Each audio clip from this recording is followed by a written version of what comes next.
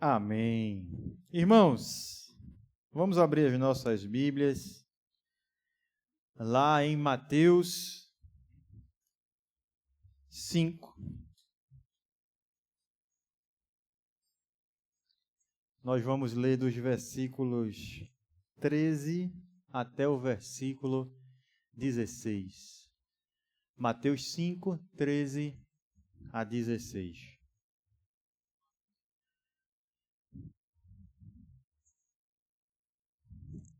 Encontraram? Vocês que estão aqui, vocês são o sal da terra. Mas se o sal perder o seu sabor, como restaurá-lo? Não servirá para nada, exceto para ser jogado fora e pisado pelos homens. Vocês são a luz do mundo. Não se pode esconder uma cidade construída sobre um monte. E também, ninguém acende uma candeia e a coloca debaixo de uma vasilha. Ao contrário, coloca-a no lugar apropriado, e assim ilumina a todos que estão na casa. Assim, brilha a luz de vocês diante dos homens, para que vejam as suas boas obras e glorifiquem ao Pai de vocês que está nos céus.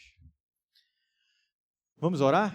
Senhor Deus, obrigado, Pai, por Tua palavra. Pedimos, Senhor, que Teu Santo Espírito nos dê o entendimento dela, que ela encontre lugar nas nossas vidas, que Teu Espírito nos capacite a vivê-la, Senhor. Ser conosco nesse momento, apesar de mim, Pai. É o que eu te peço no nome de Jesus. Amém. Irmãos, nós chegamos aqui no Sermão do Monte em uma nova sessão do sermão. Nós vimos até pouco, foi para testar o pessoal da câmera aí, deu certo? Pegaram lá, não foi? Nós vimos até hoje pela manhã as bem-aventuranças. E até então, Jesus estava descrevendo o caráter do crente.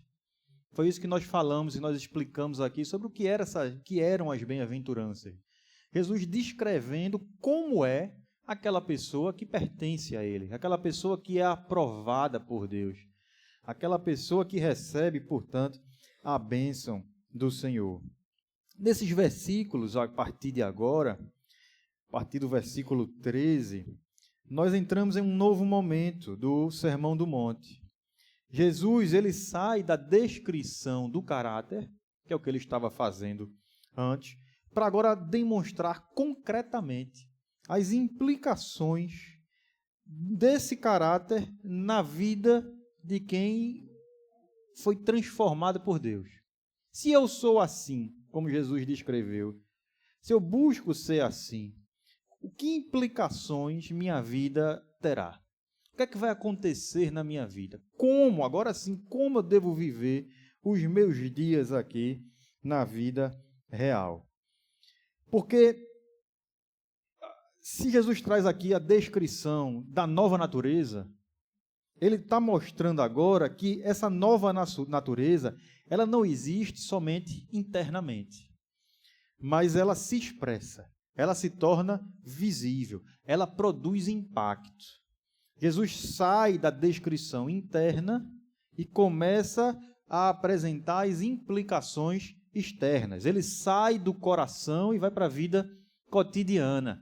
Se eu fosse fazer uma analogia melhor, ele sai do coração e vai agora falar de nossos braços, nossas mãos, nossos pés, nossos olhos, o que nós fazemos, onde nós vamos, o que nós valoramos. Ele sai do que é o discípulo para mostrar como o discípulo afetará o ambiente que ele vive, o meio que ele existe. Ele começa a demonstrar o efeito do caráter do discípulo no mundo. E se a pergunta até então era, quem é o discípulo? Quem é o crente? Ela agora mudou. Jesus começa a descrever, responder como esse crente se manifesta, como o discípulo se manifesta. E Jesus começa com um ensino bem desafiador. porque ele vai além da transformação interna e começa a mostrar o que é que essa transformação interna deveria causar no mundo. Para ser mais prático, enquanto eu estava lendo aqui esse trecho da palavra, eu me lembrei de um dado bem interessante. Nunca houve, na história do Brasil, uma quantidade tão grande de pessoas que se dizem evangélicas, pessoas que se dizem crentes, pessoas que se dizem discípulos de Jesus. Nunca houve, nunca houve. Essa é uma afirmação exata, certa. Nunca tivemos tanto crente no mundo, no Brasil, na nossa sociedade, pelo menos. No mundo não, no Brasil. E aí eu lhe pergunto, se a quantidade de crentes no Brasil nunca foi tão grande, a sociedade não deveria estar melhorando? Sim ou não? Vocês conseguem perceber isso? A sociedade está melhorando? A gente está vivendo o contrário, né? Tempo de degradação. O que é que está acontecendo de errado? Essa é uma pergunta que não é para ser respondida de forma tão rápida. Mas, para respondê-la, a gente precisa olhar para dentro. A gente precisa refletir sobre o tipo de discípulos que nós estamos sendo. A igreja que nós estamos sendo nesse mundo. Porque nesse dado aí de quantidade de crentes, nós estamos incluídos. Então eu queria que você não apenas olhasse para as coisas lá fora, analisando os problemas da sociedade, mas a gente precisa olhar para dentro, olhar para qual tem sido, qual é a diferença concreta, o que é que tem acontecido, qual é a luz que nós estamos trazendo ao mundo, o que é que nós estamos produzindo de alteração visível no meio que nós estamos, quando nós passamos a existir ostentando a nova natureza, fazendo parte da nova natureza, sendo agora discípulos de Jesus. E esse texto vai falar exatamente sobre isso. Jesus ele vem nos desafiar aqui de forma muito clara, demonstrando que se você é um discípulo, você vai causar diferença. Se você foi alcançado pelo Senhor, você passa a ser sal da terra, luz do mundo. Veja que Jesus não está tratando aqui de uma possibilidade, não. Ele está afirmando. E aí eu volto. Lembra que Jesus está falando aqui com seus discípulos no Sermão do Monte? Ele vira para os seus discípulos e está afirmando: vocês são o sal da terra. Vocês são a luz do mundo. Então Jesus está trabalhando aqui com duas imagens que a gente precisa entender muito bem. A gente não pode sair alegorizando tudo. A gente não pode sair transformando o sentido do que ele está falando. E o ponto central aqui é a função que essas coisas exercem. Qual é a função do sal? Qual é a função da luz? Mas essa função na época que Jesus está falando. E ele começa com o sal. Lá no contexto do primeiro século, o sal ele tinha uma importância muito maior do que tem para nós hoje, né? Inclusive, quanto é 1 quilo de sal hoje? 80 centavos, R$1,40. R$1,40. Tá ali. A nossa tesoureira com os números na ponta da língua. E compradora, né? Mas o sal lá no tempo de Jesus, ele não era simplesmente um tempero. A principal função do sal era conservar alimentos. Lá naquele tempo, nós não tínhamos geladeira, freezer. Então, não existia nenhum sistema de refrigeração. E o sal era utilizado para retardar a decomposição dos alimentos. Ele atuava contra a deteriorização natural das coisas. Eu até me lembro de uma conversa que eu tive aqui. A gente tinha um irmão que estava visitando a igreja, até domingo passado a gente se despediu dele, que foi o irmão Miqueias, né? Que ele é lá de Manaus. E eu estava conversando com ele na porta certo dia, disse, rapaz, um dos melhores lugares que eu já fui na vida foi em Manaus. Inclusive, comi lá um peixe, eu acho que foi tambaqui, existe, né? Com banana. Uma maravilha, uma delícia. Aí ele disse, de vez em quando eu trago. Quando eu venho em Recife, eu trago peixe de lá. Cumprindo as normas, tudo direitinho, autorização sanitária. Aí ele fez, mas sabe como é que eu faço para trazer? Ele vem com sal. A gente coloca bastante sal, deixa uns dias no sal lá, explicou, não vou mais lembrar não. E aí ele consegue transportar o peixe sem que o peixe se deteriore. Então, essa era a principal função do sal. Ele se lembra até bacalhau quando chega aqui. Essa é a principal função do sal. Até o próprio bacalhau, né? Você vê vendendo assim, sem estar refrigerado, né? Fica em cima lá do balcão. Porque o sal está conservando aquela carne. Além disso, claro, o sal também tinha a função de dar sabor, né? Ele torna perceptível algo que sem ele seria insosso, ele dá vida. Aquilo que ele está sendo inserido, aquela comida, ele realça o que é bom ali.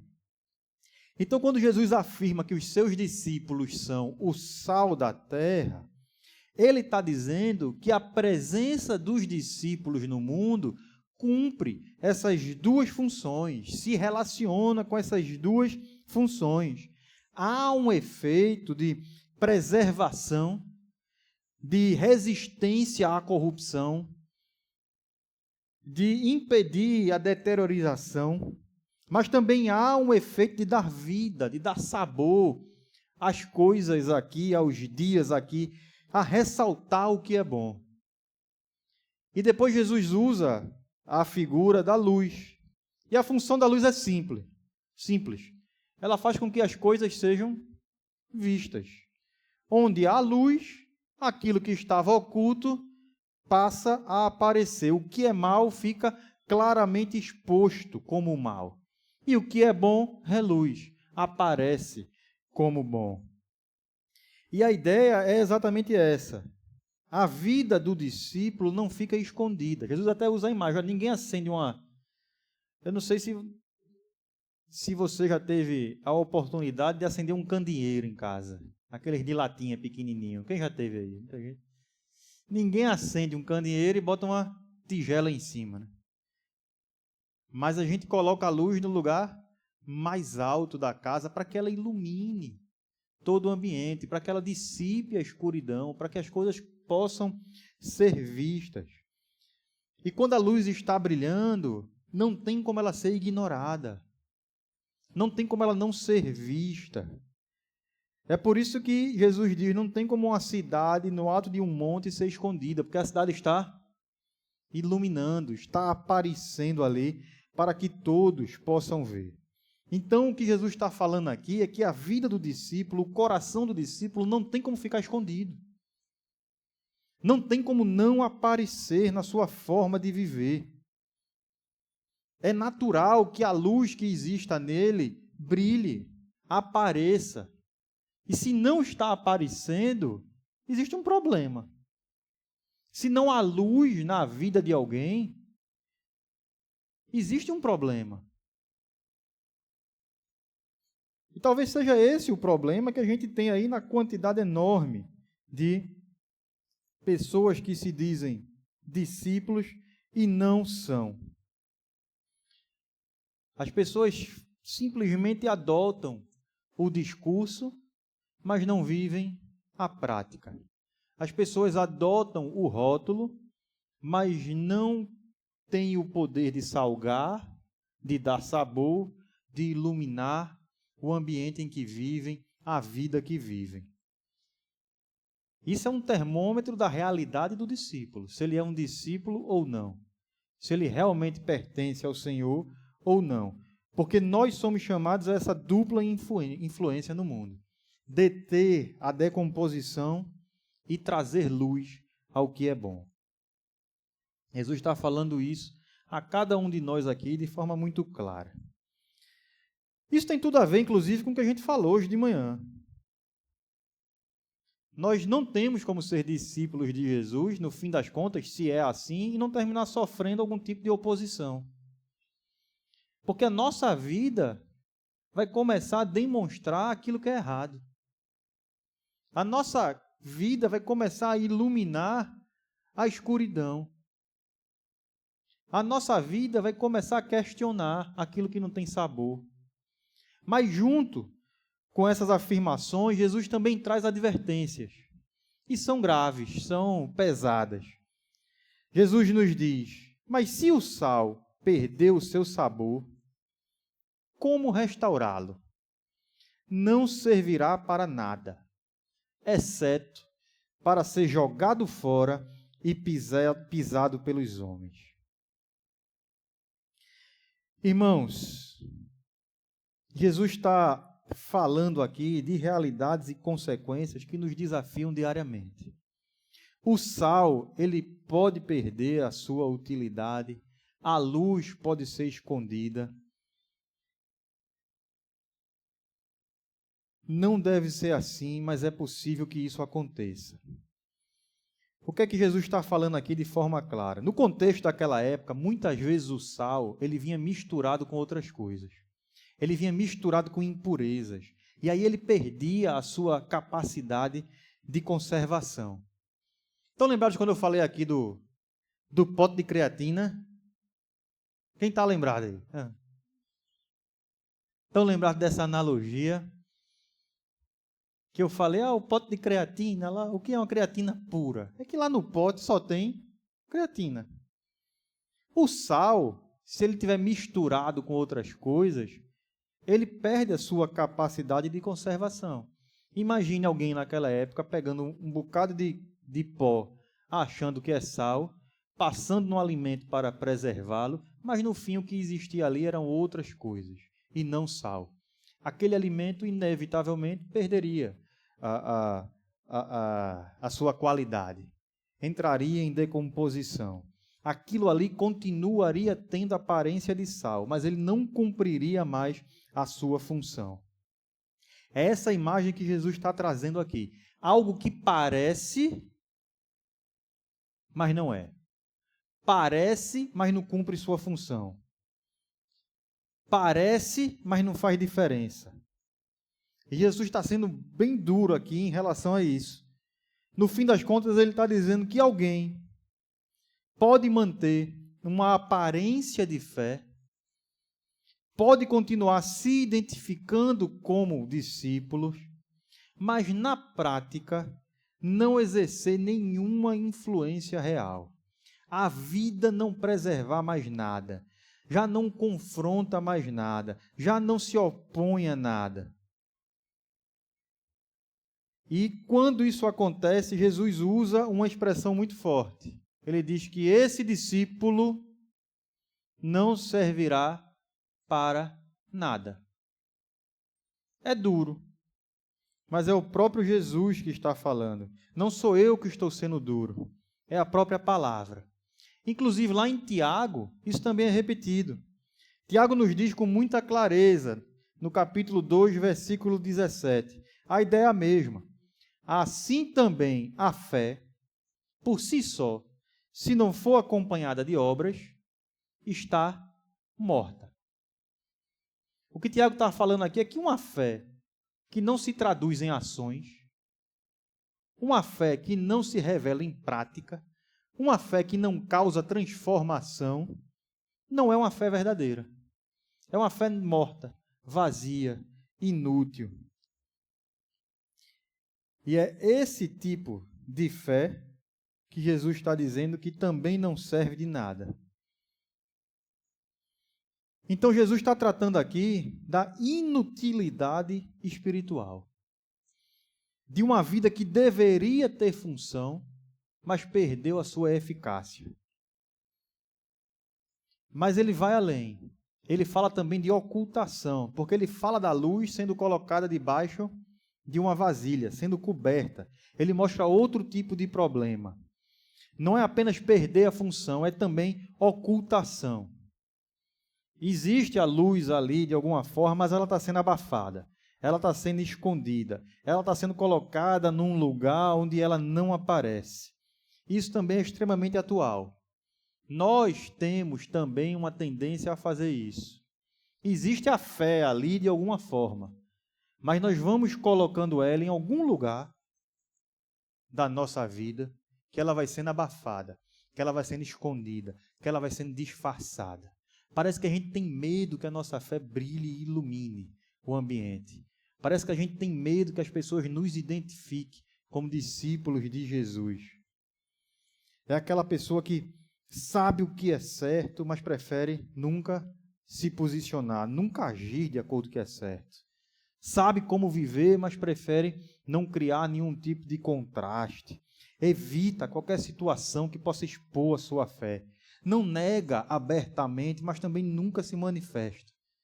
E na prática o efeito é o mesmo. É uma luz que não ilumina. E aqui é onde está a grande tensão desse texto. Para Jesus isso não é possível. Não existe a possibilidade de uma fé neutra. Simplesmente não existe. Ou a fé cumpre a sua função,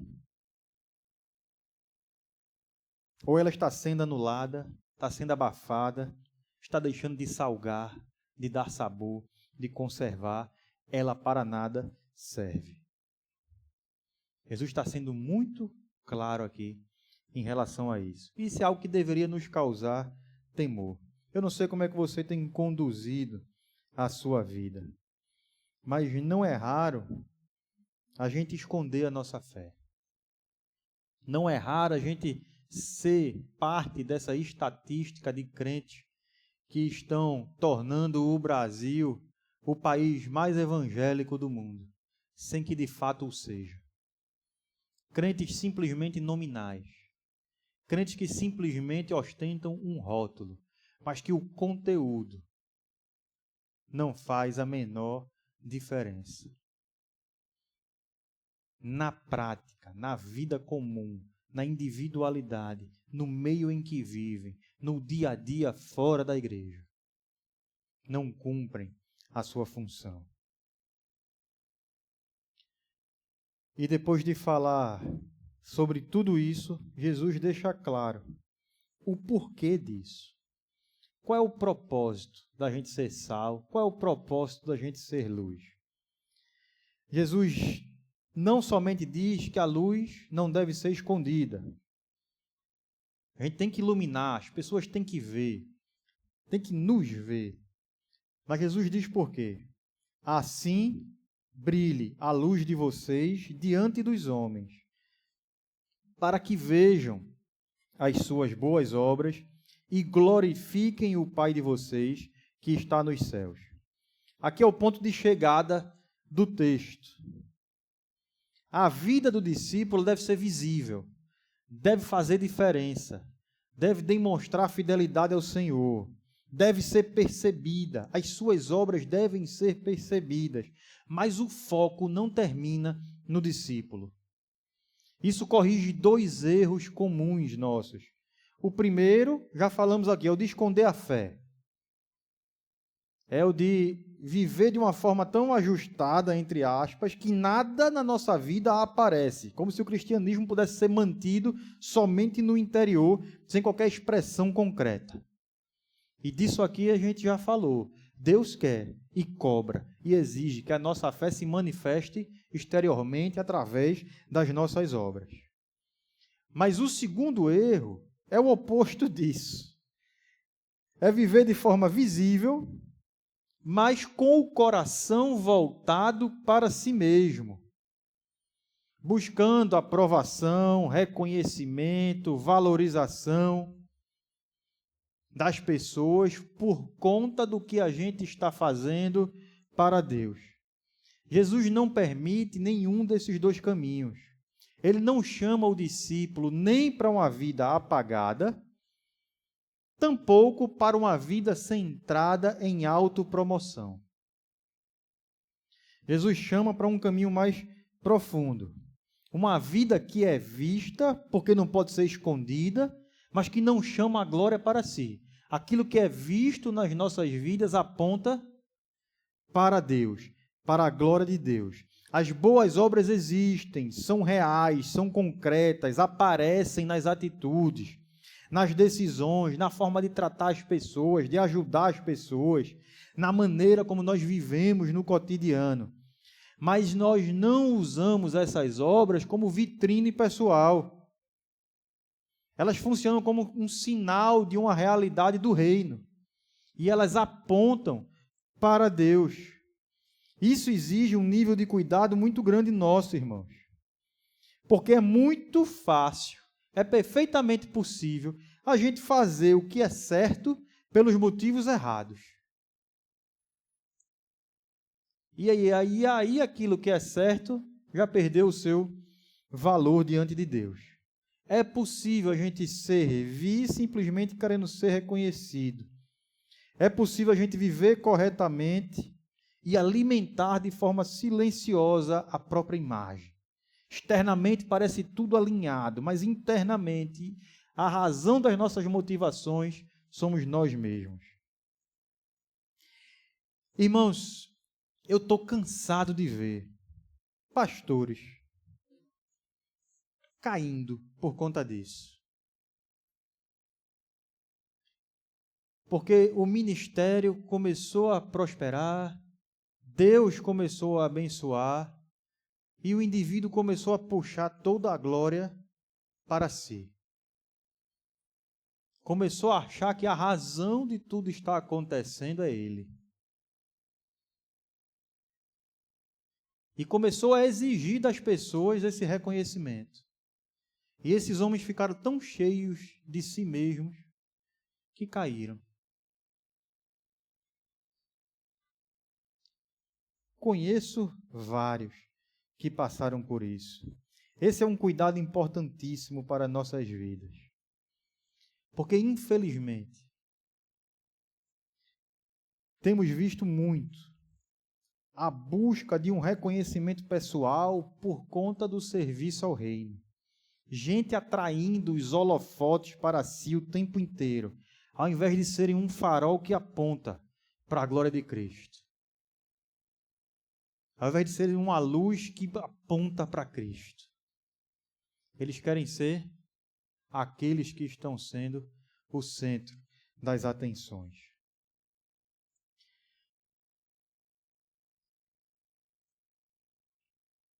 É por isso que nós temos aqui na igreja alguns cuidados com o Instagram.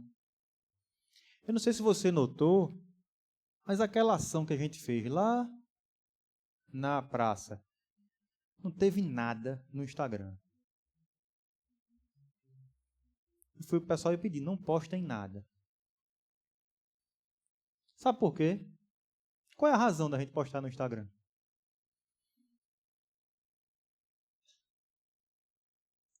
A mostrar quão incrível nós somos quando nós servimos ali. A gente abriu mão de tanta coisa para... E calma, tá? Eu não estou falando, eu sei que às vezes a gente posta e vocês postam com alegria no coração, por estarem felizes por aquele momento, não tem problema nenhum, tá? E apontando para Deus. É até bom que vocês postem as coisas da igreja, isso traz gente para a igreja. Mas a gente tem tido um cuidado em não fazer da igreja algo em que, ou um lugar em que exista sempre a necessidade das pessoas estarem mostrando o que fazem. Eu até pedi, essa semana que passou, fiz, o pessoal que está no Instagram lá, essa semana não posta nada aí não, dos encontros da semana. Eu não quero que você venha para a igreja, ou que você faça alguma coisa da igreja, esperando o reconhecimento no Instagram. Quero que você faça por Deus, para apontar para Deus, ainda que você não apareça em canto nenhum, ainda que ninguém nem saiba o que foi que você fez. E ninguém lhe deu um tapinha nas costas dizendo: que incrível, parabéns. E ainda assim, você está com o coração cheio de gratidão a Deus, alegria por estar servindo. É por isso que aqui na igreja, a gente não tem dia do pastor, dia da mulher de pastor, dia do diácono, dia de e por aí vai. E no dia que fizer uma homenagem para mim, eu vou ficar com raiva. Brincadeira, brincadeira. Eu entendo todo um lado que nós temos a alegria e o reconhecimento, a gratidão pela vida das pessoas. E isso é legítimo. Mas a gente tem que ter o cuidado de não desvirtuar as coisas. Nós estamos aqui para servir, para apontar para Deus, não para ser reconhecido como alguém que é especial, que é incrível, que faz muito. Que nosso coração tenha esse cuidado. E Jesus está nos chamando a ter esse cuidado. E encerrando, irmãos, esse texto ele não nos deixa apenas com uma reflexão, mas com um chamado. Um chamado para uma vida que não se esconde. Uma vida que não perde a sua função. Uma vida que não se promove. Uma vida que pode ser vista, mas que não quer ser o centro. Uma vida que de fato quer simplesmente honrar a Deus, ser usado por Ele, servir as pessoas, por amor a Ele, apontando para Ele. E eu gostaria que você refletisse sobre sua vida. Você tem sido sal nesse mundo? Você tem sido luz nesse mundo? Sabe o que eu acho extraordinário nesse texto? É que Deus podia ter feito as coisas de uma forma diferente, sem precisar da gente. Ele podia trazer luz ao mundo e sal de outra forma. Mas Deus escolheu os seus discípulos. Deus escolheu a sua igreja para cumprir essa função no mundo. Deus escolheu você para ser sal e luz nesse mundo. Isso é um chamado para todo crente. E aí eu lhe pergunto, mais uma vez, você tem sido sal e luz lá no seu trabalho, lá na sua casa, lá na sua família?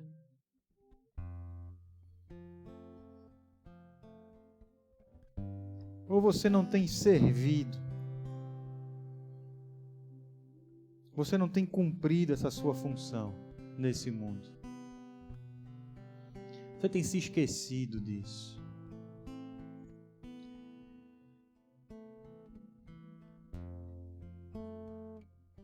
E eu queria que você orasse ao Senhor, pedindo que Ele lhe sondasse, que Ele mostrasse a você a sua realidade.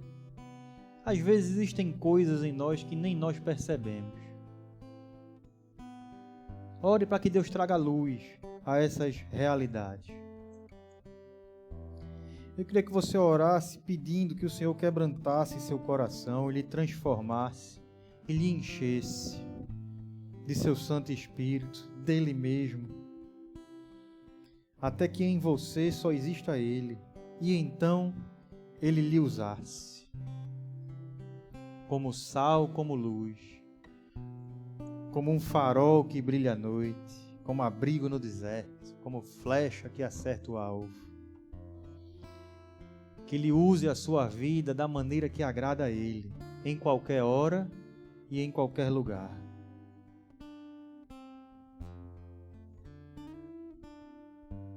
Ore com sinceridade ao Senhor.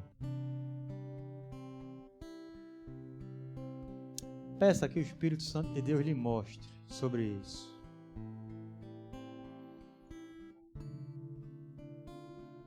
E eu lhe convido a cantar exatamente sobre isso.